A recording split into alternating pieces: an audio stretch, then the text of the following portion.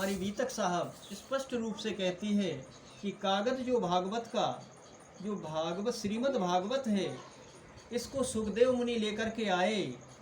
इनका अर्थ ब्रह्म सृष्टि खोले जान अपनी अपनी पहचान, जो परब्रह्म परमात्मा की पहचान, मोमनों की पहचान भागवत के अंतर्गत है। ये ब्रह्मात्माओं के सिवाय इस भागवत के इस रहस्य को कोई भी ज्ञानी, कोई भी मनीषी, कोई भी आचार्य और खोलने वाला नहीं है। इसको ब्रह्मात्मा ही खोल सकती हैं।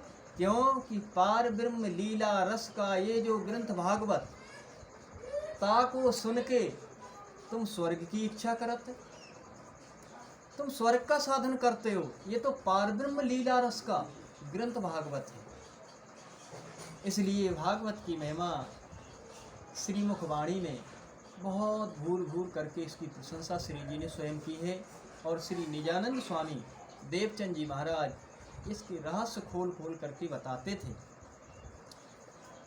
निजानंद स्वामी श्री देवचंद जी महाराज अर्थात श्यामा जी महारानी का दूसरा स्वरूप, दूसरा जामा महिराज ठाकुर श्री प्राणनाथ जी।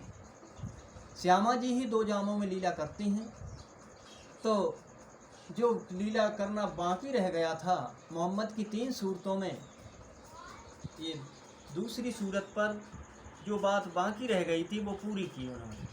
तो जो मौखिक ज्ञान था, लिखित रूप में नहीं था, वो देवचंद जी महाराज स्वयं ही अपने मुख से वर्णन करते थे। उस समय वाणी का लिखित ज्ञान नहीं था देवचंद जी के समय, लेकिन स्वयं ही वाणी उतरती थी और स्वयं ही वर्णन करते थे। उस समय के ब्रह्म ज्ञान को मौखिक ब्रह्म ज्ञान कहा गया। श्री जी के समय में ये वाणी लिखित रूप में आई। जेल के अंदर से ही लिखना शुरू किया जो वाणी उतरी, और लिखित जहाँ जहाँ उतरी वो लिखित रूप में आ गई। ये वही वाणी है जो श्री निजानंद स्वामी आकर के, श्री श्यामा जी महारानी आकर के और धनी का जोश आकर के दूसरे तन में बैठ करके चर्चा की। और कागज ले आइया मोहम्मद अलैहिस्सलामे, ये बीतक श्री देवचंद्र जी की लिखी अल्लाह कलामे। और मोहम्मद साहब जो कुरान लेकर के आए, ये दूसरी साक्षी है। ये भी श्री देवचंद्र जी के ऊपर ही सारी घटनाएं घटती हैं। और कुरान में भी ब्रह्मात्माओं के आने के सारे संकेत पड़े हैं। और कुरान में अर्श-ए अजीम परम धाम का भी संपूर्ण वर्णन संक्षेप रूप में इशारतों के रूप में दिया गया है। तो सारी हकीकत अब कुरान में जिन्हें रूह अल्लाह कहा गया, वही सदगुरु श्री देवचंद जी के जन्म की हकीकत से लेकर के और ब्रह्म सृष्टियों की मनोकामनाएं पूर्ण करने तक संपूर्ण वृतांत आपको पुराण के माध्यम से आपको देखने को मिलेगा। और पुराण की साक्षियों से भी आपको देखने को मिलेगा। या कुरान या पुराण एक कागज 2 ही प्रमाण, इनके मगज मायने हम पास अंदर आए के खोले प्राणनाथ। अक्षराती श्री कृष्ण प्राणनाथ जी श्री जी साहेब जी ने आकर के खोले हैं। जब तक ये नहीं आए तब तक कोई खोलने वाला नहीं था। तो जो अरस बका की हकीकत लिखी माहे कते वेद, पर खोले जमाने का खाबिंद और कोई खोल ना सके भेद। तो जिस जमाने में पूर्ण ब्रह्म परमात्मा को स्वयं आना है, वही अपनी हकीकत को खोल करके बताएगा। आज तक उसको पढ़ते पढ़ते बहुत से विद्वान अपने अपने मत से अपनी अपनी जगह पर घटाते हुए इसको इस संसार से चले गए, थक गए, लेकिन उसकी पूर्ण पहचान किसी ने नहीं कर पाई। इसलिए श्री जी कहते हैं, हिंदू न समझिया वेद को, मुसलमान न समझे कुरान। वेद पुराण दोनों पढ़े, वेद कुरान दोनों पढ़े, पर पढ़ी नहीं पहचान।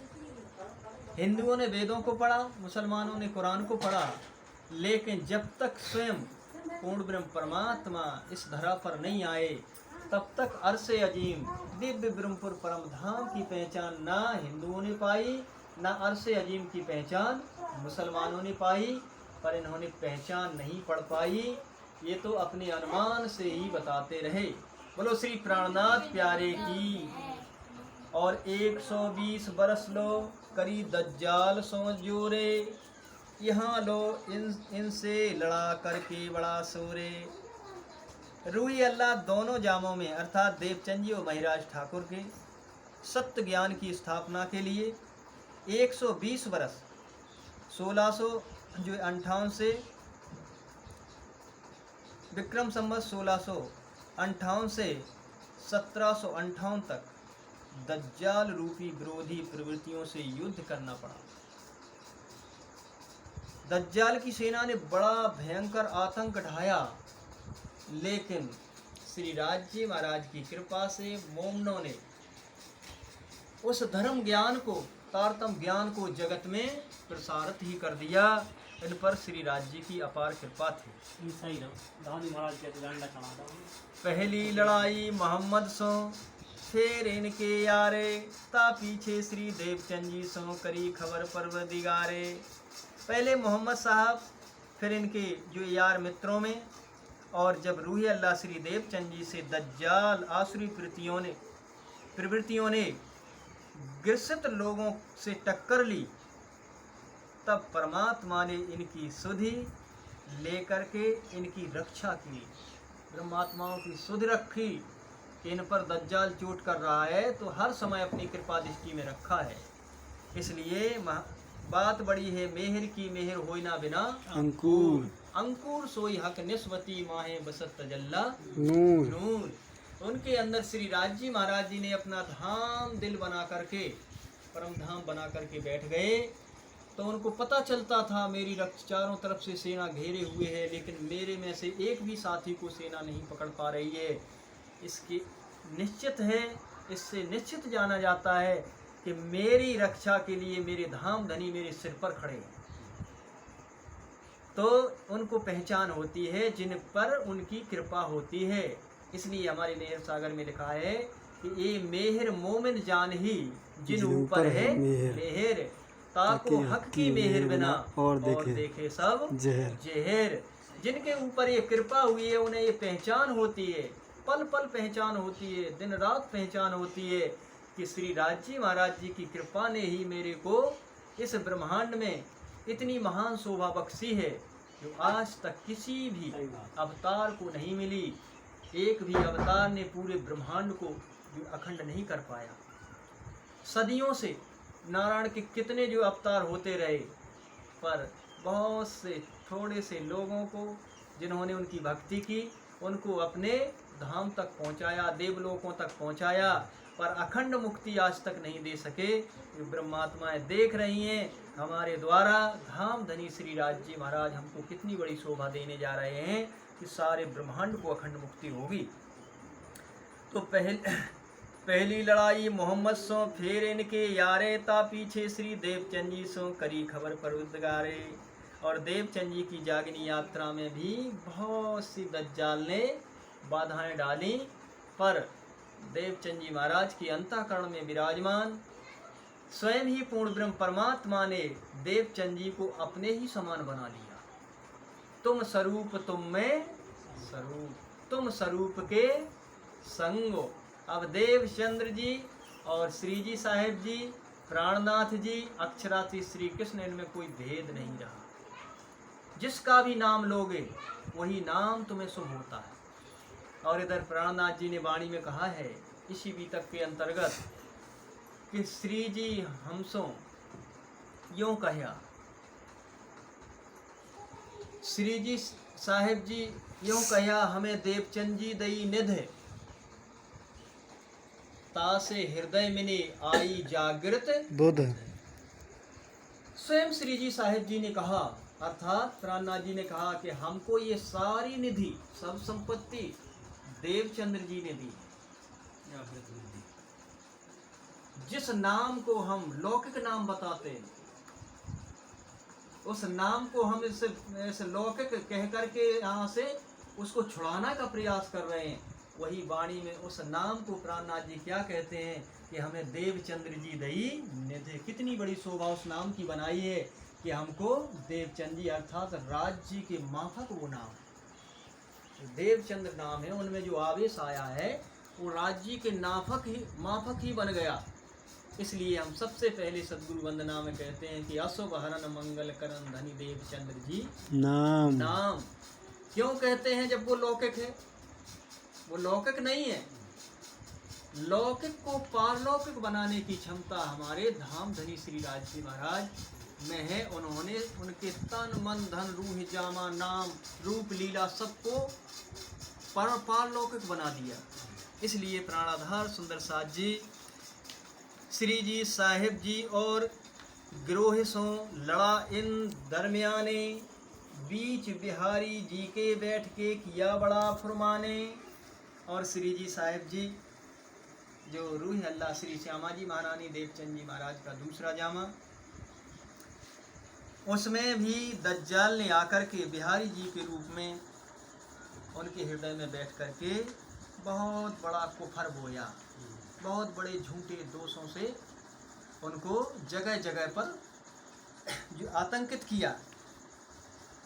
इन सारों की शाहिदी लिखी अल्लाह कलाम में, इसकी साक्षी लीला की पहले से ही कुरान में लिखी थी, जो 1000 वर्ष पहले आ चुकी थी। साल 990 वर्ष पहले जो वाणी आई थी कुरान की, उसमें पहले ही ये लीला का वर्णन लिखा था कि ऐसा ऐसा होगा। सो मोमिन भी तक अपनी आगे खोलें खलका में, सो ये मोमने ये ब्रह्म सृष्टियाँ अपने इस वृतांत को जागनी के ब्रह्मांड में एक एक शब्द को श्री राज जी की कृपा से खोल देंगे। विरोध सारा विश्व का भागत इन बीतके, और सारे विश्व के जितने भी झगड़े हैं वो इस बीतक को पढ़ने से नष्ट हो जाते हैं। देवी के पूजने वाले कहते हैं कि ब्रह्मा विष्णु महेश कहाँ लगते हैं, हमारी देवी से पैदा होती है, मेरी देवी सबसे बड़ी। और विष्णु को पूजने वाले कहते हैं विष्णु हमारे सच्चिदानंद हैं, देखो पुराणों में लिखा है विष्णु से बड़ा कोई नहीं है। और देवों के देव शिव वाले लड़ते हैं, तुम सब झूठ बोल रहे हो, शिव के समान कोई नहीं है। ये विरोध धर्म में भी था। गणेश वाले गणेश को, हनुमान जी वाले हनुमान जी को, और सिद्ध बाबाओं की तो गिनती नहीं है। कसाई बाबा, कारस बाबा, ठाकुर बाबा, ना कितने सिद्ध बाबा हुए हैं। ये अपने अपने को कहते हैं हमारे परमात्मा है। इनका एक दूसरे में छोटे बड़े का झगड़ा फंसा हुआ था। तो विरोध सारे विश्व का भागत इन बीतक, इन महान पुरुषों का वृत्तांत जब पढ़ोगे, इनकी वाणी को पढ़ोगे तो इन्होंने लिखा है जुदे जुदे नामे गावहीं, जुदे जुदे भेष अनेक, जिन कोई झगड़ो आप में, तुम्हें अपना लड़ने झगड़ने की जरूरत नहीं है, पर धनी सबों का एक, सबका मालिक एक है। जिस दिन उसकी पहचान हो जाएगी तो उस दिन तुम्हें सत्य और असत्य की पहचान हो जाएगी कि सत्य क्या है और असत्य क्या है। अभी तुम असत्य को सत्य समझ रहे हो। झूठ शब्द ब्रह्मांड में, कहावत याही में सांच, ये दोनों झूठे होते हैं, वास्ते पिंड जो कांच। ब्रह्मांड के ज्ञानियों के शब्द और ये ब्रह्मांड दोनों ही झूठे हैं। जैसे कांच का एक शीशा थोड़े से ढका में फूट जाता है, ऐसे ही अल्प समय में ये सारे ब्रह्मांड बनते और बिगड़ते हैं। और यहाँ की शक्तियाँ जो ब्रह्मांड चलाती हैं वो भी बनती और बिगड़ती हैं। उसके एक पल के अंतर्गत करोड़ों महाविष्णु, सैकड़ों महाशंभु बन करके नष्ट हो जाते हैं, जिनको तुम सच्चिदानंद कहते हो। तुम्हें जब सच्चिदानंद पूर्ण ब्रह्म परमात्मा की पहचान हो जाएगी तो तुम्हारा सारा विरोध नष्ट हो जाएगा। तो विरोध सारा विश्व का भागत इन बीतक, इस प्राणनाथ जी की बीतक साहब को पढ़ने से आपका सारा विरोध दूर हो जाएगा कि तुम्हारी आत्मा का जो मालिक है वही सच्चिदानंद पूर्ण ब्रह्म परमात्मा है। उसकी पहचान करो, सबको पहचान हो वहीं पहुँचे कदमों हक के। श्री राज जी के चरणों के तले तीनों सृष्टियों को आनंद मिलेगा, पर अपनी अपनी करनी माफक समस्त जीव भी अखंड मुक्ति को प्राप्त होकर के अखंड की लीला का आनंद लेंगे। और ब्रह्म आत्माएं तो अपने धाम को, उनके निश्चित स्थान ही है, और अक्षर की ईश्वर आत्माओं के भी स्थान निश्चित हैं। मेरे प्यारे सुंदर साथ जी, इस प्रकार से मोमन की सेवा की ये पहचान और उनके संबंध की पहचान क़यामत के समय होगी। शताबी चारों खूंटों में पसर गई पहचान, और जैसे ही जागनी आई तो चारों खूंटों में, चारों दिशाओं में ये पहचान, ये वाणी पसर चुकी है। तब सब कोई दौड़िया ले के ईमान, फिर जिसने भी परमात्मा की वाणी को पढ़ा, सुना, समझा, वो विश्वास लेकर के दौड़ पड़े। श्री देवचंद जी के स्वरूप की मूल जन्म की बीतक संवत 1600 38 सो 1752 लो हके। ये देवचंद जी महाराज की जो बीतक है, इसका संपूर्ण वृतांत इस बीतक साहब के अंतर्गत उसकी महिमा से भरा पड़ा है। निजानंद स्वामी श्री देवचंद जी जन्म संवत 1638 में से परमात्मा का स्वरूप श्री महाराज जी के अंदर अंतर ध्यान होकर के 1751 तक ब्रह्म आत्माओं का मूल यथार्थ वृतांत अर्थात यथार्थ ज्ञान को कहा। किसने कहा? श्री देवचंद जी के स्वरूप ने संवत 1638 से लेकर के परमात्मा स्वरूप श्री महाराज जी के महाराज जी के अंदर अंतर ध्यान होकर के संवत 1751 तक वही देवचंद जी के अंदर जो स्वरूप था वही आकर के यहाँ लीला कर रहा है दूसरे जामे में, अर्थात इनमें दोनों जामों में कोई अंतर नहीं। मासासो सुदी चतुर्दशी इत माघ सुदी 14 वर्ष 110 ऊपर मास 4 सरसे। अश्वनी सुदी 14 संवत 1638 से माघ सुदी 14 संवत 1738 तक 110 वर्ष 4 मास तक जो अनुग्रह हुई लीला हुई, जो कृपा से लीला हुई, उसी बीच ब्रह्मज्ञान अवतरण हुआ। सो सब यहाँ छिपी हुई बात यहाँ जाहिर हो जाती है। क़यामत का समय जाहिर होता है। मशरक और मगरब से दौड़ी यावत खलक ताको नसी नियत माफक दीदार पावत हके। अब पूर्व को कहते हैं मशरक और पश्चिम को कहते हैं मगरब। मैं कतेब को मानने वाले जनता भागती हुई आएगी। अपनी भावनाओं के अनुसार सदैव प्रीतम का साक्षात्कार किया। जो जैसा मनोरथ करत हैं मन में पूरन सभी होते हैं सोबत मोमनों से। जो भी जैसा मनोरथ करता है उसकी मनोकामनाएं उसी ही पूर्ण होती हैं जैसी इन्हें पहचान होती है। महामति कहे ये साथ जी ये मेहर है हक के, जैसा ईमान जिनका होत तिन माफक के।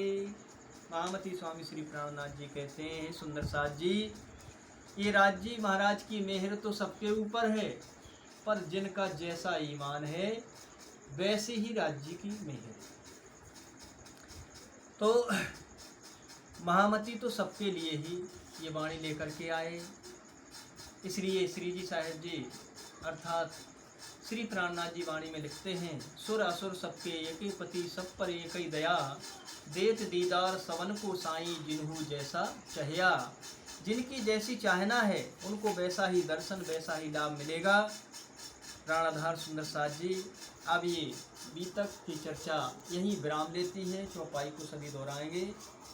महामति कहे ये साथ जी, महामति कहे ये साथ जी, ए मेहर है हक, ए मेरे हक। जैसा ईमान जिनका, जैसा ईमान जिनका, होत तिने माफक, होत तिने माफक, होते तिने माफक, होते तिने माफक। बोलो श्री प्राणनाथ प्यारे की